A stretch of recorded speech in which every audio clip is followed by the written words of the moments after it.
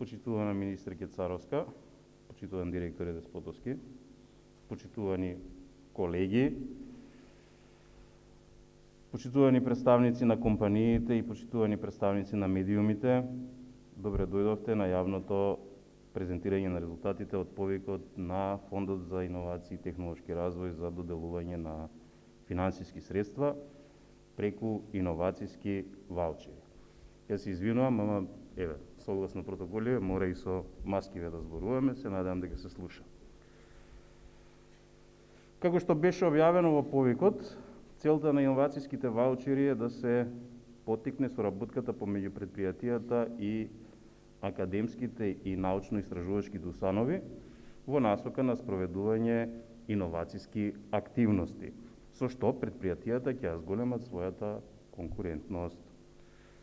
Ова само по себе е некаков доказ дека академијата е неопходна на индустријата за да ја даде подршка.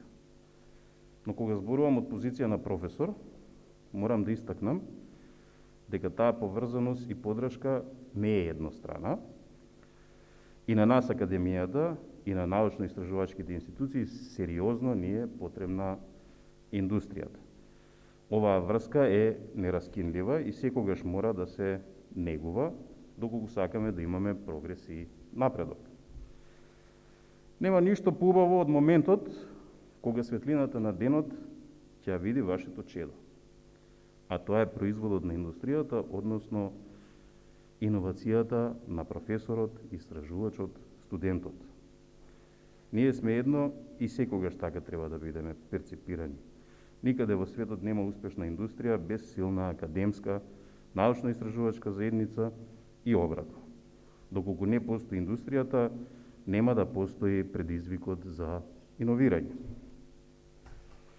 Многу ми е драго и горствум што денес резултатите ги презентираме овде на кампусот на техничките факултети. Во амфитеатарот, кој го делат Машинскиот факултет, Факултетот за електротехника и информацијски технологии и Факултетот за информацијски науки и компјутерско инженерство. Сам по себе овој чин навестува дека овде се оние кои најмногу иновираат.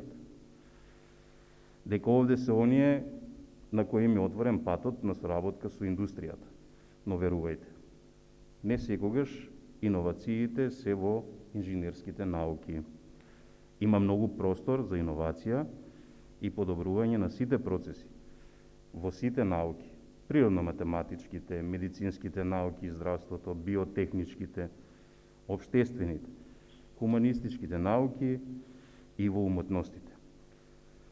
Сакам денес да ги охрабрам сите колеги од целата академска заедница да се вклучат во соработка со индустријата, затоа што само на тој начин она што ние го правиме ќе стигне до компаниите. А она што сме го направиле таму ќе биде пример на кој ќе учат студентите. Тоа е вистинскиот бенефит.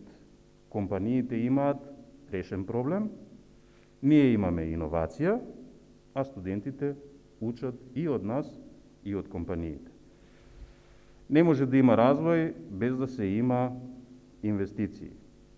А инвестицијата и барањата најчесто потекнуваат од компаниите. Подршка на ова што го збораме тоа дека овој факултет е изграден токму на тој принцип. Соработка со индустријата. 60 години континуирано се работат заеднички проекти.